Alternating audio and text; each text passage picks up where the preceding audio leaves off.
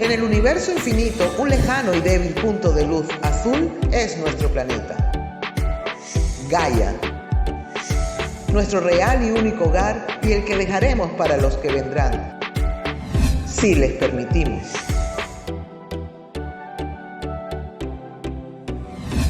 Ellos llegaron antes que el ser humano y nos creemos sus dueños. ¿En verdad? Es tiempo de mirar adentro, de crear conciencia.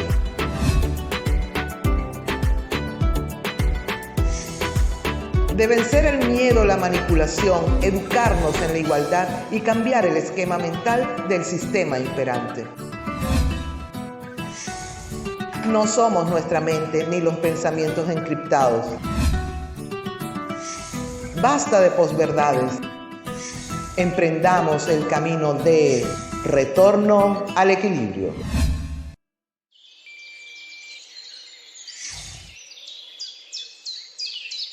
Bien, amigos de Asís, nosotros continuamos aquí en este lanzamiento de Eucotton, que ha estado verdaderamente muy interesante. Y estamos con Manolo Cano. Manolo nos va a comentar. A mí me ha impresionado mucho su sencillez, su cercanía dentro de lo que es la rueda, la mesa redonda que hubo en el simposio al que estamos asistiendo. Manolo, cuéntanos, eres representante de la Asociación Nacional de Algodoneros. Del Centro Algodonero Nacional, que es la asociación de la industria donde estamos representados toda la industria y el sector comerciante. Independientemente, también soy miembro de la Interprofesional de Espalgodón, que es la Interprofesional andaluza, y también soy miembro de la Interprofesional de European Cotton Alliance, que es la que hemos presentado hoy, que es la que está desarrollando todo el tema de Eucotton, de la marca Eucotton. Quisiera que me cuentes un poco más. Esto yo lo veo, bueno, como periodista, lo veo como una alternativa, como una iniciativa interesante para dos zonas que son bastante, que han estado bastante deprimidas, a pesar de que tienen una riqueza natural extraordinaria en Europa. Estamos hablando de Andalucía y estamos hablando de Grecia. Después de tantas cosas que ha pasado Grecia, me alegra muchísimo esta confluencia. Pero nuestro programa sale también en toda Andalucía, aparte de en otras partes del territorio nacional, muy especialmente en Cádiz, a través de Cadena Joven y Cadena 4 Jimena, Radiópolis para Sevilla y para el mundo, y Solucar Radio a través del Aljarafe Alto, Sanlúcar la Mayor. Quisiera que nos contaras un poco la importancia que tiene el desarrollo de este proyecto, de esta marca, para el sector. Vamos a hablar, antes de hablar del consumidor, vamos a hablar del productor. Exactamente. Además, yo creo que lo mencioné antes. A ver, este proyecto surge del productor, no del consumidor. Un día pues, nos sentamos, amigos griegos, amigos españoles, donde nos sentamos y vemos que estamos haciendo un producto de una calidad exquisita, del primer orden mundial, con una sostenibilidad que sinceramente yo creo que la tienen muy pocos países, no quiero decir que seamos los únicos, y por supuesto con todo el tema de los derechos humanos no hace falta ni hablar, y entonces nos dimos cuenta de que nos estábamos quedando fuera del mercado, que no conseguíamos darle ese valor añadido que estamos haciendo, dárselo al mercado, y de ahí surgió la unión de los productores griegos y los industriales griegos con los españoles. La iniciativa que es, oye, vamos a darnos a conocer, que estamos haciendo un producto, como tú has mencionado, fantástico, maravilloso, pero no conseguimos que nadie nos lo compre. Y ese era el origen de este tema. Bajo el paraguas de Eucotton lo que hay es un esfuerzo principalmente de los agricultores. O sea, aquí realmente los protagonistas no somos nosotros, son los productores, que son los que están trabajando continuamente.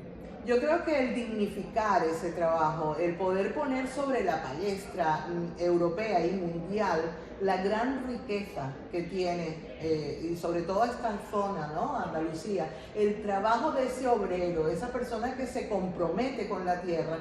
Me ha gustado mucho los lineamientos de respeto que hay hacia las nuevas exigencias de cuidado y de compromiso con el planeta Tierra. Nuestro programa se llama Retorno al Equilibrio y me parece que esta es una gran noticia, noticias en positivo que hacen falta poder difundir. Cuéntame un poco, ¿en qué se diferencia esta calidad que están ustedes tratando de producir, de comercializar, y entre tanto algodón que tiene esta manipulación genética? Vosotros tenéis una apuesta ecológica. Sí, sí, exactamente. A ver, aquí yo creo que hay que diferenciar dos pilares. Uno, lo que se llama la calidad del algodón, que realmente los estándares que producimos son de una calidad muy alta, comparables con un algodón, históricamente todo el mundo se ha dicho el algodón Pima de Perú, el algodón egipcio, el algodón de California. Hoy en día los estándares que tenemos son similares. Cuando digo estándares de calidad, la longitud, el micronet, el grado, una serie que se mide. Eso es muy fácil de medir. Eso tú lo analizas y sabes si el algodón tiene más longitud, tiene más longitud. Que aquí la cultura algodonera que existe en Andalucía es muy importante y el agricultor sabe cómo hacerlo, a través del material, de las semillas, de la forma de cultivar. Y después una segunda parte, que claro, eso no se puede medir, que es lo que la palabra es la sostenibilidad. ¿Qué significa ser sostenible? ¿Qué significa ser respetuoso con el medio ambiente? Y eso es lo que en verdad aquí se llevaron muchos años haciendo en lo que es la producción de algodón y otros cultivos, a través, por ejemplo, de la producción integrada del algodón, que hoy en día los estándares que nosotros estamos cumpliendo son mayores que la mayoría de los estándares que existen en otros países, solo que eso no lo habíamos puesto en valor.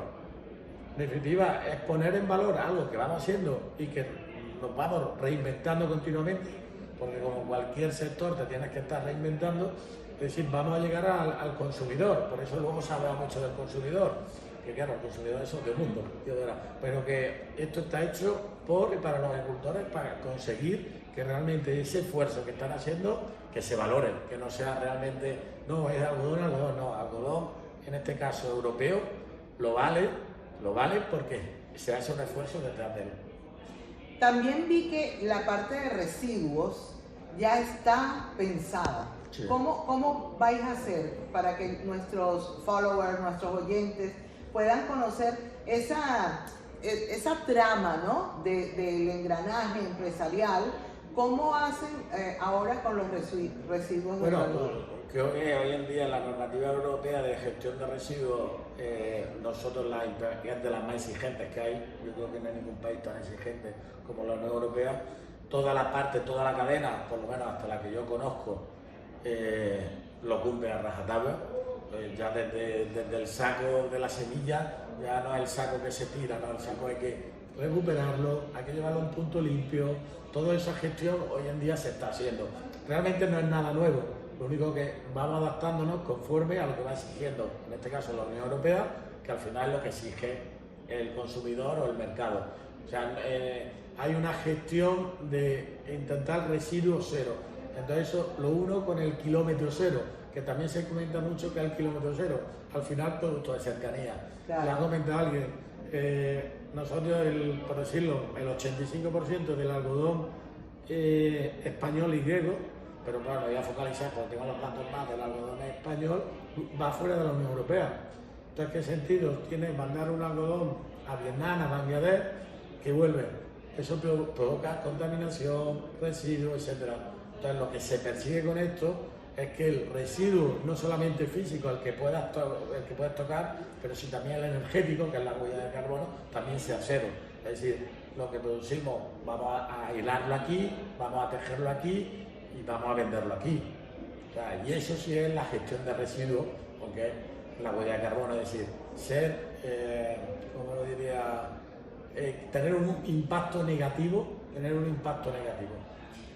Vemos que siempre en este sistema imperante a nivel mundial y vemos que grandes capitales pues están cayendo y sabemos que esta injusticia social, esta crisis provocada, yo siempre digo que ya estamos viviendo en la Tercera Guerra Mundial porque es una guerra híbrida, la guerra de las ideas y la guerra económica. ¿Qué más queremos? Porque no nos van a caer las bombas, ya eso sería ya pues el final. Vosotros ante este panorama mundial, ¿Ya habéis conseguido en la Unión Europea clientes, marcas que puedan ser los que utilicen esta materia prima para las confecciones? Sí, ya tenemos, pero todavía el nivel que necesitamos es mucho mayor. Creo que alguien ha comentado los datos, la producción de algodón europeo creo que es el 3%, sí, pero sin embargo el consumo de la Unión Europea es muchísimo mayor. El problema es que hemos vuelto, bueno, en los 90 una deslocalización de todas las industrias, o sea, imperó el low cost. Entonces, low cost, ¿qué significa? Bueno, lo más barato, donde salga más barato, donde ahora está cambiando ahí. No digo una tendencia, pero una tendencia real de que la sensibilidad de las personas ha cambiado. La tuya, la mía no es la misma que la teníamos hace 20 años porque nos están educando, tenemos que estar educándonos continuamente. Entonces yo sí que espero que este porcentaje de algodón que va fuera de la Unión Europea, que va año de año vaya creciendo y realmente se queda aquí. Ese es el objetivo. Y si lo ha aplicado esto, es un proyecto 100% europeo. No es poner una etiqueta para que vaya el algodón a Bangladesh y vuelva, no. Eso no cumple los requisitos nuestros. Los requisitos nuestros van desde el agricultor hasta la prenda. Esto es muy importante. Y ahora que dices aprender, reciclar, aperturarnos mentalmente, he visto que en esta convocatoria, no solamente para medios de comunicación, he visto cantidad de jóvenes que son influencers. Quizás esta sea la nueva puerta a la promoción, ¿no? La utilización de las redes sociales, el vivir estas noticias por medio de todo lo que es la parte digital, las plataformas digitales. ¿Cómo vosotros enfocáis esa promoción, ese lanzamiento? ¿Y de quién fue la gran idea de invitar a tanta juventud? Pues yo no me voy a poner medallas que no son mías, todo se ha dicho. Pues mira, los organizadores, nosotros trabajamos con una empresa organizadora, que son los que realmente han llamado en este caso a los influencers. Yo realmente, y además lo he comentado ahí, que al principio cuando los vi me llamó la atención, que pensaba que eran estudiantes, que pues estarán haciendo un curso o algo, y después me di cuenta que no eran estudiantes. O sea, es verdad que todo está cambiando, la forma de comunicarse, no es que hay varias plataformas, hay varias formas de comunicarse y hay que trabajar con todas. Realmente, de todas maneras, yo reconozco que no es muy fuerte el tema de comunicación en este aspecto.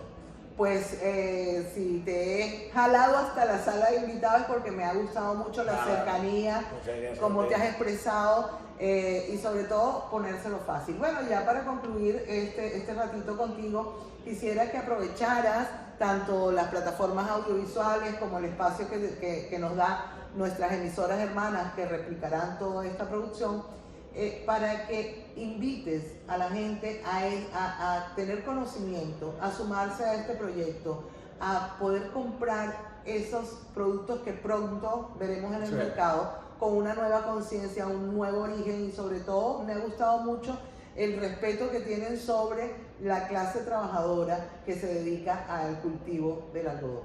Bueno, yo creo que lo has dicho todo, suscribo todas las palabras que tú has dicho, que vuelvo a decir, esto no es un tema, en este caso para la industria, es un tema realmente para el agricultor y todo el mundo que está relacionado con el agricultor, aunque queremos llegar hasta el final, porque hay que llegar en todos los aspectos, pero realmente el movimiento, el origen es valorizar el producto, el algodón, en este caso andaluz principalmente, y el griego. Entonces, nada, sumarnos, que hay que tener conciencia, y hay que tener conciencia de todo lo que comemos, todo lo que vestimos y cómo nos comportamos. Y entonces lo que intentamos es eso, es hacer conciencia con el consumidor en este caso, que sepa que detrás de esto hay una historia, hay mucho más, no un tema económicamente puro, es que hay muchas personas que están trabajando, que llueve, que no llueve, como ahora el gran problema que tenemos con la sequía, pero que ahí están al pie del cañón. Pues muchísimas gracias. Gracias a ti. Y bien, queridos amigos, nosotros seguimos aquí en tu programa Retorno al Equilibrio. Y ahora estamos ya en conexión con Valeriano Sánchez desde Caracas, Venezuela. Valeriano es un almeriense, él es físico e investigador, es amigo personal desde los años 80, en donde hemos recorrido mucho camino, sobre todo porque si ustedes conocen a Diana Carvajal, aquí en España y en los otros países donde nos escuchan, saben que yo ando con unas gotitas que son las gotitas de valeriano y esas terapias florales son una maravilla. Pues por fin tenemos aquí al creador, mi gran amigo Valeriano Sánchez. Valeriano, bienvenido a tu espacio aquí desde Soluca Radio a través de 16 radios más en el territorio nacional. Bienvenido, mi querido amigo, por fin. Ay, querida Diana, es un placer y un honor esta invitación que me has hecho para compartir contigo una información que vengo desarrollando desde hace mucho tiempo. Quiero decirte que esta información la vengo desarrollando quizás desde mi época de estudiante en la universidad, donde estudiaba física en la Universidad Simón Bolívar en Caracas, porque yo inicié esos estudios de física en el año 77 porque sentí una gran inquietud sobre esa materia, debido a que siempre tenía mucha curiosidad por saber el porqué de las cosas, ¿no? El contenido interno y el origen de las cosas físicas, ¿no? Y fue a través de esos estudios que empecé a desarrollar un concepto y una investigación continua, ¿no? Sobre lo que, el concepto y el origen de la materia en sí misma. Claro, en esas oportunidades, aquellos momentos, pues tuve como pausas en los estudios y me desvié hacia otras áreas posteriormente. Pero esa inquietud siempre estuvo allí. Y en el desarrollo de las terapias florales, cuyo manejo es básicamente de procesos energéticos, también tuve la inquietud de seguir explorando el origen del concepto energético que daba soporte a las terapias florales y desarrollé un concepto para las personas, para nuestro mundo humano, que era el concepto de justicia atómica. Y la gente siempre me veía así como raro. Cómo es que un concepto humano de justicia tiene un fundamento físico? Y entonces empecé a explicarlo, ¿no? Y en eso hice toda una estructura para poder explicar por qué las personas en la vida nunca han sido víctimas realmente. Por qué las personas nunca han sufrido de injusticia y por qué las personas nunca han cometido errores realmente? Lo que cuesta entender es eso, ¿no? Porque realmente tenemos una estructura jurídica, social, que está basada en la víctima y el victimario, en el culpable y y en el verdugo, ¿no? Para que acredite un castigo. Y realmente nuestra experiencia espiritual dentro de un cuerpo humano, nuestro proceso no está orientado en esa dirección. Está orientado más bien en la dirección del aprendizaje que nuestro espíritu debe desarrollar en este cuerpo humano. Y para ello se presenta un concepto como aliado para que ese aprendizaje se lleve a cabo. Vamos a hablar del fundamento de justicia atómica. Bueno, cuando tengas una pregunta me la haces, ¿no? Porque Yo creo que creo esto que va... este tema, sobre todo ahora, Valeriano, que para todo, para poder estar ahora delante de nuestros seguidores, nuestros usuarios, usando esta nueva tecnología, pues tenemos cerca de 40 minutos tratando de acomodar cosas. Estamos viviendo otros tiempos en los que estos mismos procesos se están dando en la sociedad y en los seres humanos. ¿Por qué? Porque ha cambiado totalmente la visión. Eso de que dices de que no hay víctima y victimario, de que hay que trascender, es lo mismo que la utilización de la tecnología hoy en día. Tenemos estos inconvenientes, pero para poder salir y lograr este éxito, que al fin ya hemos coordinado tú y yo, hay que tener la conciencia. Y a veces es un clic tan tonto como darle a un enlace para solucionar todo esto. Yo Sí, creo, leí la propuesta que tienes de el taller, la conferencia de la justicia atómica, y lo veo que está en palabras de acentavo, de una manera tan clara, y que puede ser tan liberador, que por eso es que quiero que lo expliques en este preámbulo a tu visita a España. Sé que eres español, pero que ya enamorado de Venezuela no te quieres venir para acá, pero, pero es muy importante porque ahora en este nuevo paradigma social de realidad humana, tenemos que salir de esa culpabilidad o de ese victimismo, porque tenemos que desarrollar esa conciencia. Y me parece que esta propuesta, este estudio que haces tú, es muy aclarador y es muy fácil de asimilar y aplicar, que es lo más importante. Ok, vamos a empezar con el concepto de atómico, ¿no?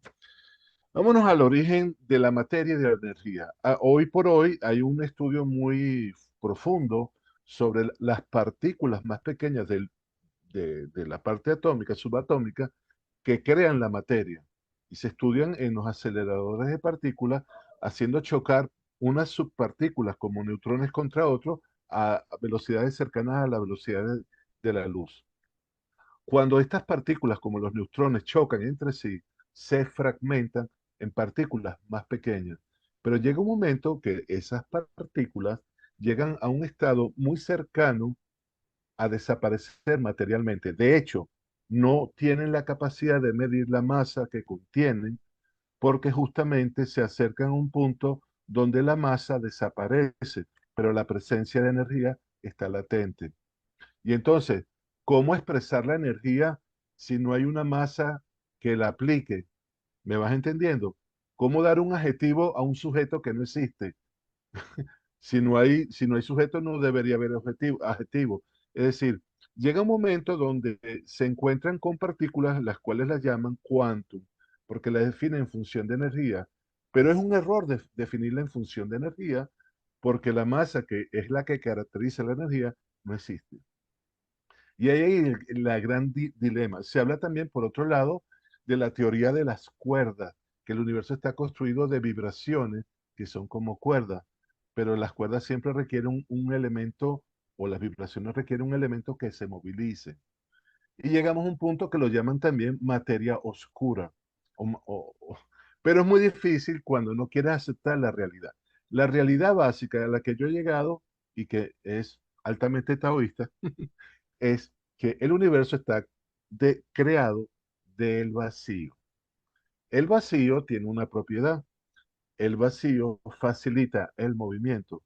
De hecho, cuando nos movilizamos a través de un centro comercial, buscamos los espacios más vacíos para movernos.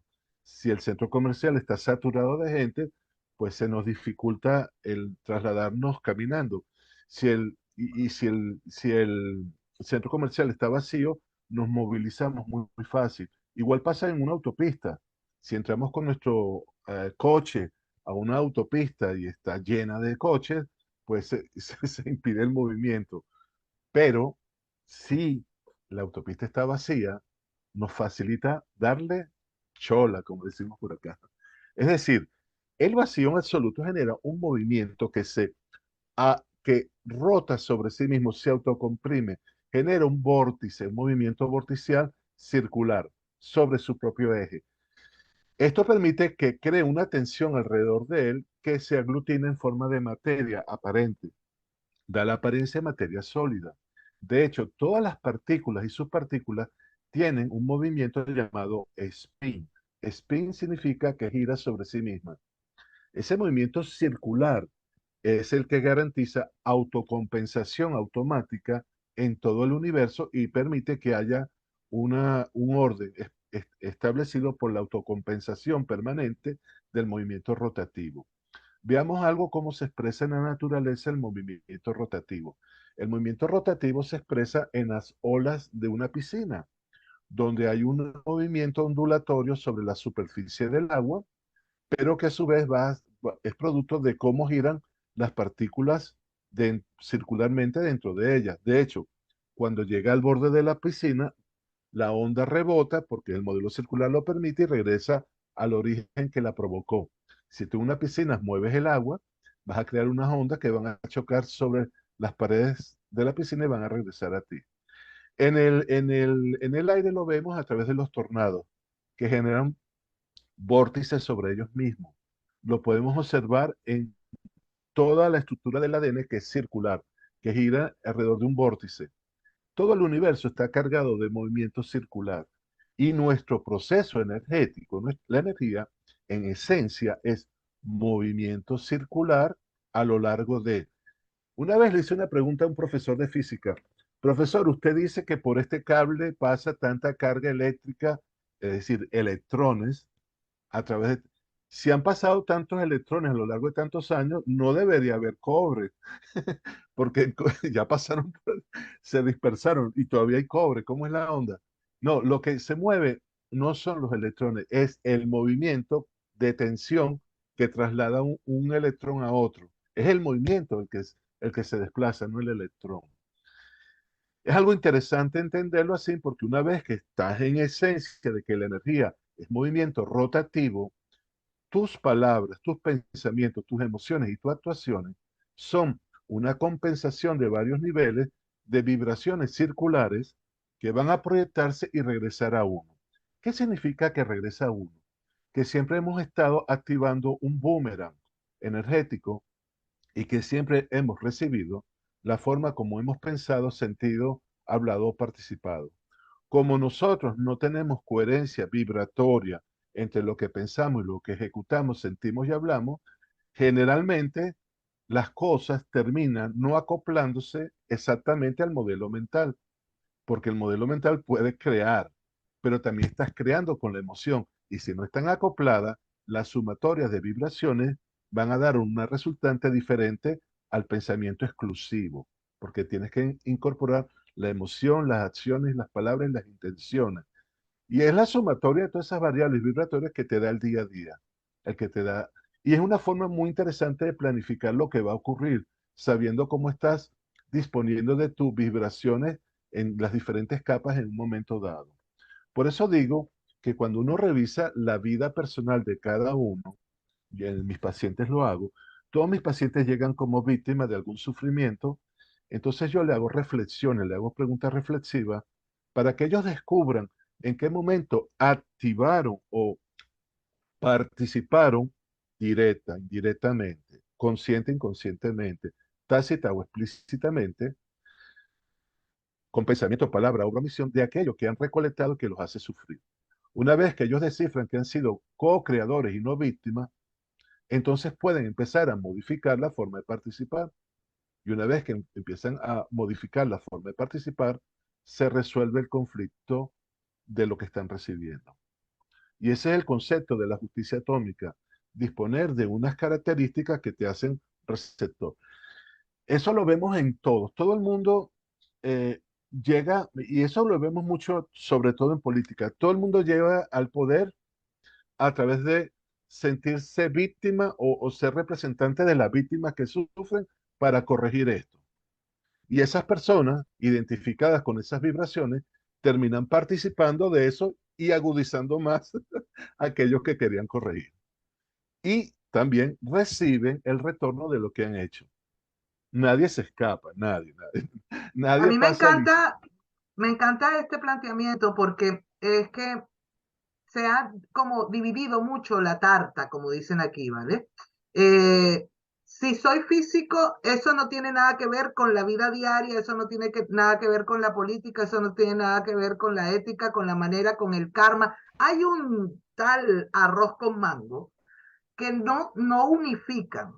Y el despertar la conciencia, y eso siempre lo digo en el programa y en las conferencias, el despertar la conciencia se basa en poder descubrir y realizar que la coherencia y esa alineación, que es difícil, pero que solamente cuando estamos conscientes de ello vamos a trabajar en lograrlo, es el sentir, pensar, hablar y actuar.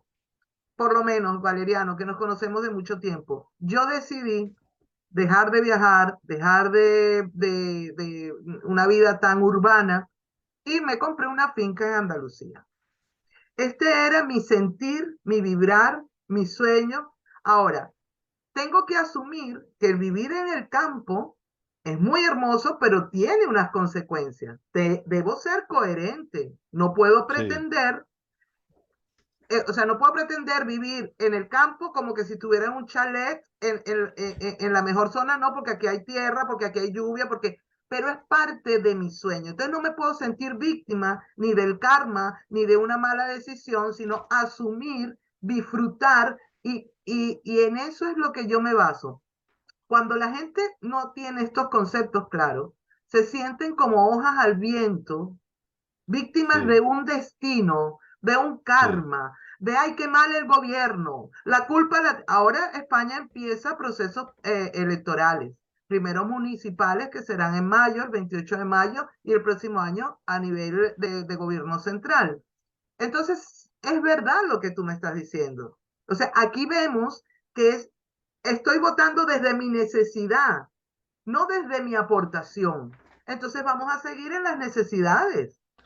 Y esa Sí. magia se puede lograr cuando esto que tú estás explicando, que empiezas a explicar por los protones, electrones, neutrones, átomos y todo esto que es físico y que vive dentro de nosotros, lo trasladamos a que esa energía es la que dirige la vida realmente. Por eso me parece muy importante traerlo al lenguaje común para que la gente entienda que es momento de liberarse y de asumir que somos co-creadores, no víctimas de un destino nefasto o de la mala suerte. Sí, el problema básico que hemos tenido es que realmente desde chiquitos nos culturizan con un criterio de castigar errores que no existen. El error no existe porque si lo que regresa es igual a lo que participó, no hay que corregir, perdón, no hay que castigar, hay que observar para ajustar, para rectificar básicamente. Pero entonces, después de que la persona establece un error, aplica un castigo y aparece el dolor. El dolor no te hace aprender, el dolor se registra en memoria y te hace volver a participar con más dolor. No se subsana de esa forma. Ahora, fíjate, te voy a dar ejemplos en la historia que, bueno, algunos me van a crucificar por ello, pero tengo que decirlo, ¿no? Estamos Fíjate al caso. acostumbrados a Ejemplos eso. políticos. Bueno, sí que me crucifican. Ejemplo político, ¿no? Por ejemplo, Simón Bolívar, con los próceres, aquí por lo menos en Sudamérica, comienzan un trabajo de separación para ser autónomos en el manejo del gobierno, ¿no?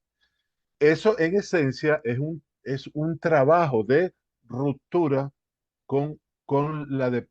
Ellos empiezan un trabajo de ruptura política, básicamente, a través de muchos años de combates con dolor, sufrimiento, etcétera, etcétera.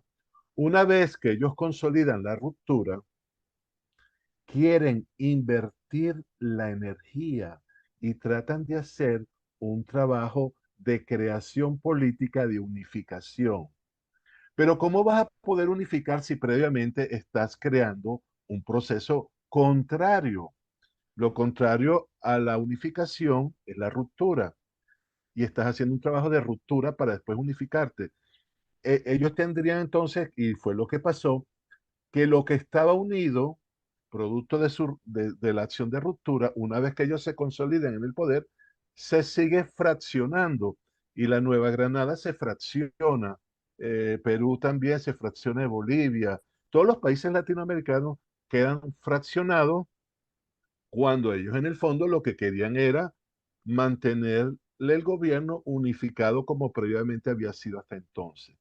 Pero es que ellos tenían que lidiar con su propia energía. Y ahí es donde Bolívar, en su lecho de muerte, da aquella frase, hemos arado en el mar. O sea, en Venezuela se dice, tanto nadar para llegar a la misma orilla. Pero es porque tenías que lidiar con tu propia energía. Si ellos hubieran hecho un trabajo de concientización y unificación primero, no les hubiera costado nada unificarse. Pero como lo habían hecho a través de la secesión o ruptura, pues tenían que lidiar con su propia energía de ruptura. Y entonces empezaban las traiciones entre ellos y toma y dame y tal. O sea, tú revisas en la historia cualquier modelo que ha ocurrido donde el que aplicó la acción después resultó acreedor de la misma. Y no hay uno que se salve. Todos, todos, todos tienen ese proceso de modelo circular siempre presente. Y en las Y historias como personales sucede lo mismo. En las historias esa, personales, desde donde parte tu energía, siguen esos procesos hasta que tú decides cambiarlo. Y es para esto. sí, y cuando decides cambiarlo, tienes que lidiar con tu propia energía, con la que habías usado previamente. Y esa energía se transforma en tres pasos. La tomas, la atajas, la aceptas, que la palabra aceptación. Después hace un proceso de revisión para entender cómo has participado y después decide voltear 180 grados la forma de participar, ya sea con el pensamiento o la palabra. Que te tendrás que tragar el ego, ¿por qué no? Te puedes tragar el ego, es sencillo, es fácil. Mira, El ego es el modelo de pensamiento y emociones instauradas. Claro, aceptar que me equivoqué por cultura instalada eléctricamente a través de las neuronas como un programa, establece que mereces un castigo y para evitar el castigo, prefiero no aceptar que me equivoqué. Claro. Y si no lo aceptas, sigue. Eso le pasa a los apostadores. A los apostadores Sí, van perdiendo y no pueden parar porque, bueno, eso es una forma de, no, de evitar el castigo, pero el castigo en sí mismo es la forma que ya estás participando. Pero entonces dice, bueno, voy a aceptar el ego y lo sacrifico el ego en función del bienestar. Es una forma muy sencilla y fácil de salir de ese bucle que te atrapa en la búsqueda de esa solución que nunca llega porque sigues participando igual. Entonces, cuando tú aceptas el error sin pasar por el castigo, pues entonces estás perfecto. ¿Por qué digo que siempre es perfecto? Vamos a darle un ejemplo para que ustedes entiendan esto. Imaginemos que tenemos un señor que quiere pintar su casa y contrata, para que le salga bien la pintura, contrata al mejor pintor del pueblo, el mejor pintor de la ciudad. El tipo lo llaman Miguel Ángel, pinta hasta la Capilla Sistina, pues el tipo es una eminencia. Pero para ahorrarse unos centavos, el tipo compra pintura económica, barata, mala. Y entonces, por muy buena destreza que tenga el hombre, el pintor, pues el trabajo no queda realmente bien, no queda de bien, realmente. El resultado, fíjate algo interesante, el resultado de esa pintura, el resultado final es perfecto tomando en cuenta las variables que se combinaron. Primero, destreza increíble del pintor, más pintura barata, más tacañería del dueño de la casa. La sumatoria de los tres da un resultado que es perfecto según participaron. Entonces, ahora, de a partir de ahora, yo quiero decirle a las personas que escuchan esto que los resultados que obtienen siempre es perfecto, no tienen que castigarse, más bien tienen que premiarse. Premiar el error genera algo interesante en la persona. Cuando tú premias el error, incrementas la vitalidad porque te da placer y el placer aumenta las endorfinas, etcétera, y aumenta las capacidades operativas para rectificar. Y segundo, el placer abre los planos de conciencia. Es más fácil entender una película cuando te gusta que cuando no te gusta. Cuando no te gusta, te duermes. Y cuando te crea molestia, no entiendes nada. Porque si te castiga a alguien no va a entender porque se cierra. El dolor cierra la capacidad de captar, de percibir. Entonces, dar un, un premio al error, placer, genera capacidad energética, rectificar y comprensión de lo que ocurre. Y desde ese ángulo puedes rectificar adecuadamente. Yo lo hice con mi hijo en una oportunidad. Él había, muchos se estarán preguntando cómo premiar un error, ¿vale? fíjate, ¿Por qué? Porque venimos de una cultura, y en esto tiene mucho que ver los judeocristianos, que nos castraron la conexión con el placer, porque era solamente el que sufría, el que se auto castigaba, el que se culpabilizaba, el que entraba a los reinos de los cielos. Entonces, bueno, estamos muy divorciados aún del placer y cuando queremos tener conciencia del placer para poder aprender, para saber que debemos trabajar en lo que nos gusta, porque si no es un martirio, no es una profesión, eh, nos desbandamos, entonces ya entras en la droga, en la locura frenética y no hay ese equilibrio. Entonces la gente se estará preguntando, ¿cómo de una manera sana premias un error? Yo te entiendo, pero fíjate, muchos no nos fíjate, entenderán. yo te voy a dar un ejemplo con mi hijo. Él pasó a primer año de bachillerato en el colegio donde su hermana estaba terminando quinto año. O sea, estaba terminando el bachillerato mi hija y él comenzaba bachillerato ese mismo año. Las maestras lo comparaban con mi hija y a él a eso le molestaba y siempre tenía como el peso de la comparación arriba. Y en el primer trimestre sacó unas dos o tres materias por debajo de lo que consideramos óptimo, ¿no? Aquí lo llamamos raspado, no sé si cómo se llama en España. Sí, le Salió, allá en quedaron, España la le nota, quedaron ok, el primer trimestre. Entonces yo, menos de 5. exacto, yo me acerqué a él y le pregunté qué está sucediendo, Fernando. Y me dice, Háblame claramente. Le dije, papá, es que no me gusta ese colegio. Yo quisiera estar. Le pregunté, ¿qué quieres? Entonces, ¿qué quieres a cambio? ¿Cómo mejoramos esto? Me dice, a mí me gustaría que me cambiaras al colegio en otra zona donde mis amigos están. Le digo, ok, vamos a hacerlo. Vamos a negociar esto. Yo te cambio al colegio el año que viene porque en mitad de ciclo no te van a recibir. Y si te saco de este colegio y esperamos el año que viene, perderías un año. Te propongo lo siguiente, haz un esfuerzo, saca las materias, pasa las materias todas y el año que viene te escribo en el otro colegio, no hay problema, pero no te voy a castigar.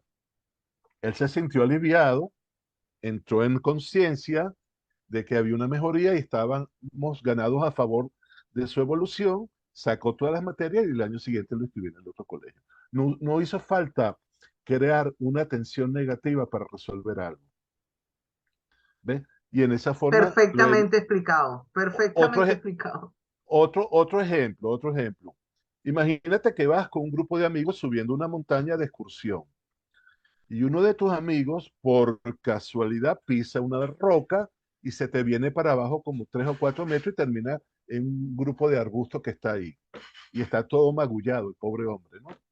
El grupo, que eran como 15 amigos que iban en excursión, se acercan a él y le dicen, mira, como te caíste, cometiste un error, ahora te vamos a castigar y vas a llevar todas nuestras mochilas, nuestros morrales los vas a llevar tú. Nadie hace eso. Todo el mundo hace lo contrario en este caso. En este caso, ¿qué hace la gente?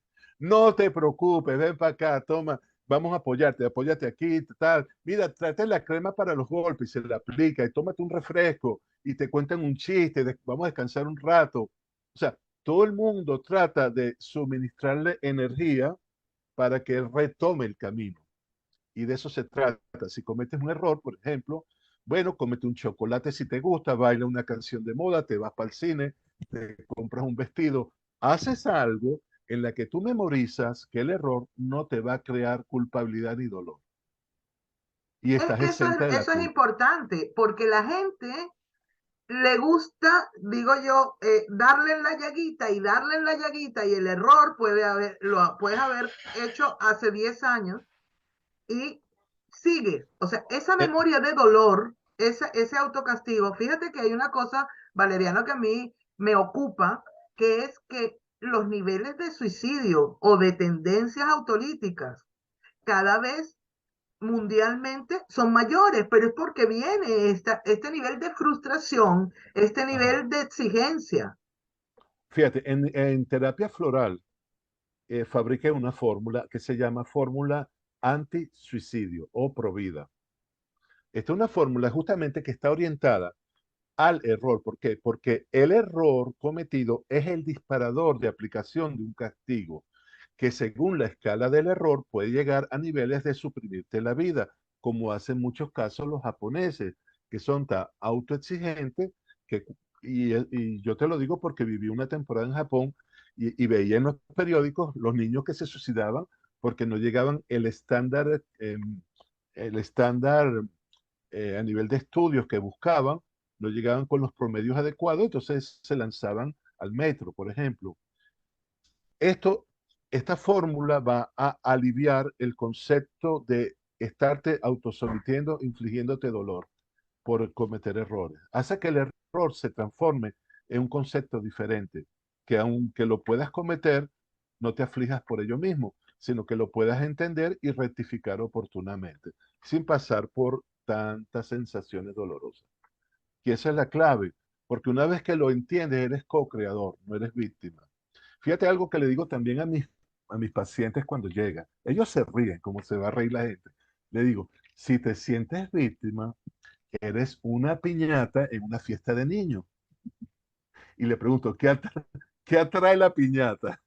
La piñata trae palo y le dan Claro, palo y entonces toda la vida le da palo, entonces te vuelves como un niño cristal. Ay, cualquier cosa te parte.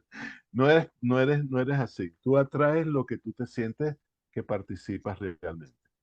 Entonces, si te sientes sufrida, trae sufrimiento, pues. Entonces es tú ya que eres ahora. tan práctico, Valeriano, ¿hay algún protocolo o alguna serie de pasos de manera práctica que la gente pueda empezar a aplicar para llegar a esta conciencia y utilizar ese formateo mental para el trato contigo mismo? Sí, la vamos a dar en la conferencia que vamos a dictar en Sevilla, cuando ya esté por allá, para el mes de mayo, pero aquí se los puedo decir. Lo primero, cuando ocurre, lo primero es concientizar, aceptar el momento. La aceptación no es la resignación. Resignarse es volver a sufrir, reasignar, volver a asignarte el problema. No, no. Aceptar es eh, la no resistencia para comprender lo que ocurre. Una vez que lo comprendes, entendiendo el modelo circular, revisas qué parte tuya está participando.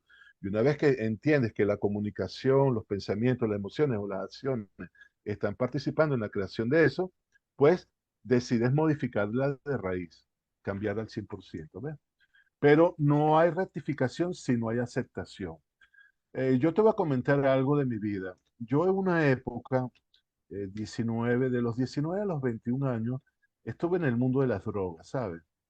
Me metía marihuana, alucinógenos, cosas de estas. Y yo creía que estaba bien. Y mis padres hacían lo posible para sacarme de ese mundo. Pero yo no lo aceptaba. Yo no aceptaba que yo estaba mal.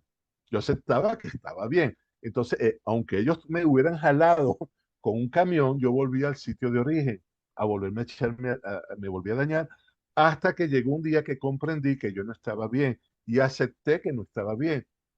Y ahí se produjo el efecto de reconversión, de rectificación.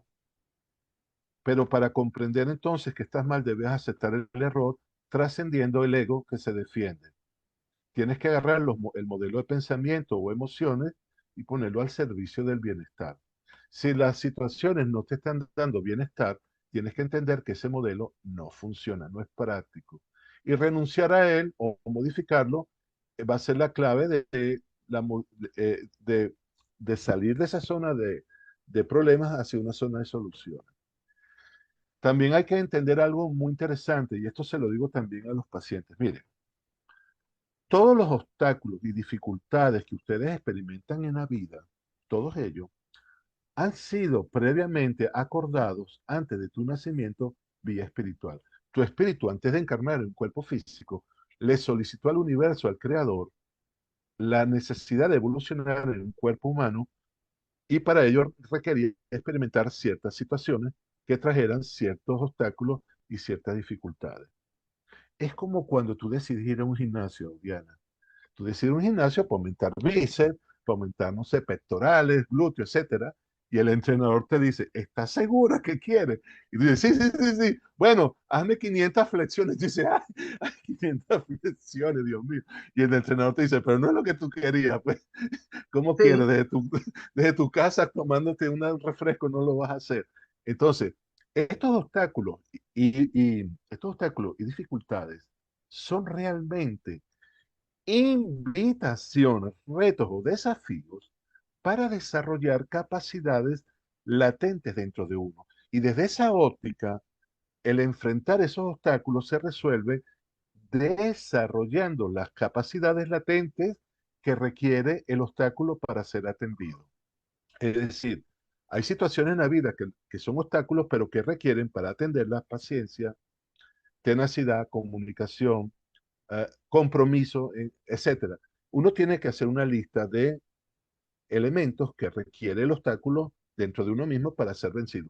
Y una vez que no, ya no te focalizas más en el obstáculo, te focalizas en desarrollar esos talentos internos, una vez que ya están desarrollados, el obstáculo se desvanece, desaparece. Es como el entrenador, ya desarrollaste los músculos, ya no te va a pedir que hagas 500 flexiones.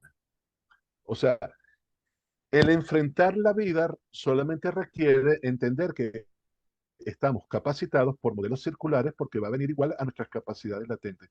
Si te viene un obstáculo, recuerda que ha sido atraído por ti mismo, luego tú tienes el con qué poder solventarlo. Y en vez de estar viendo el problema, debe estar viendo más bien la solución. y por ahí Yo van creo los que tiros. eso es muy importante, es básico y ya estamos en el tercer milenio en donde podemos hablar claramente de que no somos accidentes del destino, de que no es solamente esta experiencia terrenal y de que una persona que se dedica a la ciencia, a la física como tú, también habla de esos pactos que trae uno como un ser espiritual y que todos estos retos, pues de alguna manera lo hemos más o menos negociado para un proceso evolutivo. Valeriano, sabes que el tiempo en radio y en televisión es muy, muy corto, pero creo que hemos dado muchísima información. Nos quedan 2 minutos y algo. Quisiera que ya hicieras el preámbulo, te estamos esperando con muchas ansias. En el mes de mayo aún no tenemos fecha, pero vas a dar una charla abierta aquí en la ciudad de Sevilla, la cual tenemos que organizar, pero también estamos pendientes con mucho más de charlas online, los talleres magníficos que das. Especialmente me gustaría desarrollar un poco esa herramienta tan eficaz que son las flores de valeriano. Y bueno, nada, te dejo para que te despidas de nuestro público, de que seguimos en contacto y bueno, hay muchísimo más tema para hablar, siempre en tu programa, ¿no? Retorno al equilibrio. Bueno, será para mí un placer volver a estar contigo, Diana, después de tanto tiempo. Y bueno, también para mí es un reencuentro con mis raíces, que yo nací en España, pues me crié en Venezuela. Y retornar después de tantos años también va a ser algo muy agradable y un reencuentro muy bonito y poder también ofrecer estos conocimientos a todas las personas que lo requieran y que lo puedan usar para aumentar su bienestar en la vida, que es realmente la clave del todo. Gracias, Diana, eres maravillosa, eres un ser de luz increíble. Siempre te quiero y siempre se te recuerda. Gracias por este espacio, gracias. Para mí un honor de verdad contarte entre las personas más queridas de tantos años, Valeriano, y siempre tan sabia. Y bueno, me debes un programa especial de psicoastrología, porque en eso es que eres genial. O sea, esos conceptos entre el cosmos y la cosmobiología son magníficos y eso es imperdible. Me Cuando, debes un programa de eso. cuando quieras, Diana, todo para ti, lo que tú quieras. Gracias. Bueno, queridos amigos, nosotros continuamos con tu programa Retorno al Equilibrio. Muchas gracias, Valeriano Sánchez.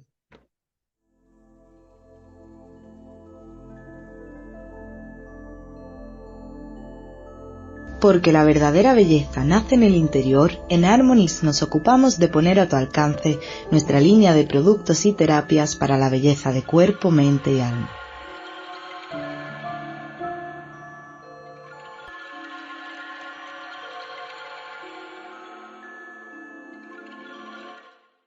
Hola, soy Valeriano Sánchez, investigador y terapeuta floral.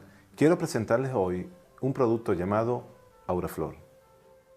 El Auraflor es una solución concentrada terapéutica de uso externo que vitaliza e incrementa la energía tanto del cuerpo físico como de los ambientes. El Auraflor contiene un grupo de flores tropicales energetizadas que nos permiten, aplicadas en el cuerpo físico, dos funciones básicas: relajar el cuerpo e incrementar la vitalidad del mismo, mejorando de esa forma su estado de salud. Y aplicadas en el ambiente nos permiten tres funciones. Una, limpiar las energías negativas acumuladas dentro del ambiente. Dos, incrementar el nivel energético. Y tres, proteger de futuras invasiones negativas. Quiero que observen la efectividad de la solución del Auraflor aplicada sobre un objeto cualquiera. Veamos entonces cómo poder energetizar el dinero con el Auraflor. Cuando medimos el dinero, observamos que las varitas indican que hay una resistencia, significa que hay falta de energía.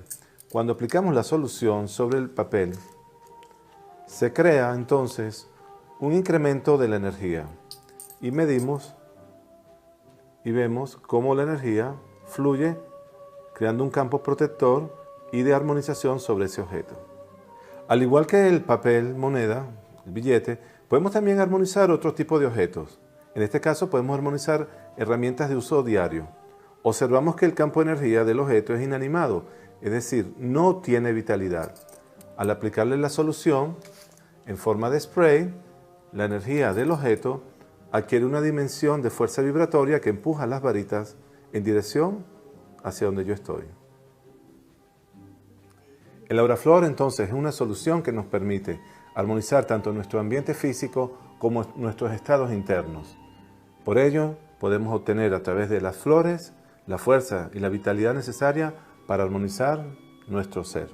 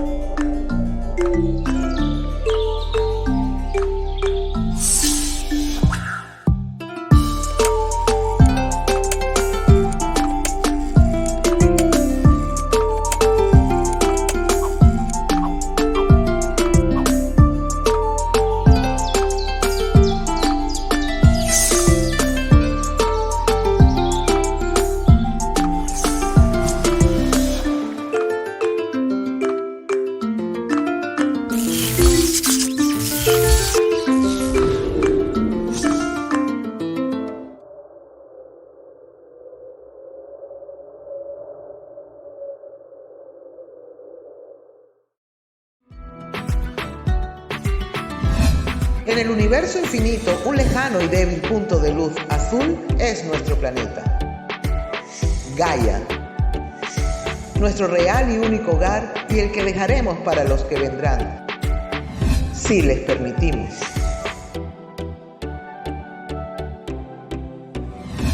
Ellos llegaron antes que el ser humano y nos creemos sus dueños. ¿En verdad? Es tiempo de mirar adentro, de crear conciencia.